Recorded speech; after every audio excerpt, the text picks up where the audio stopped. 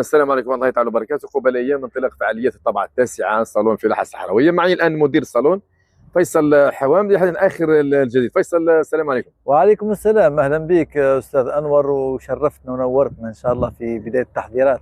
طيب رانا في مكان الصالون، هذه الخيمة راح يكون فيها طبعا الصالون. رانا في وهذا المدخل للباب اللي يعرفوه طبعا، المدخل الباب الثاني يعني المدخل الرئيسي. المدخل الرئيسي الثاني آه. اللي هو متعلق بلاكوبول بعد المدخل الرئيسي على طول.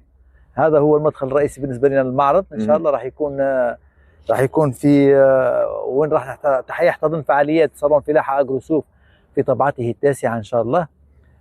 راح تكون بمشاركة مجموعة كبيرة وهائلة من العارضين، في العارضين اللي هم يعني متعودين يكونوا موجودين، وفي عارضين شركات جديدة يعني أول مرة راح تدخل السوق في ولاية الواد وفي المنطقة الجنوبية جنوب شرق طبعا.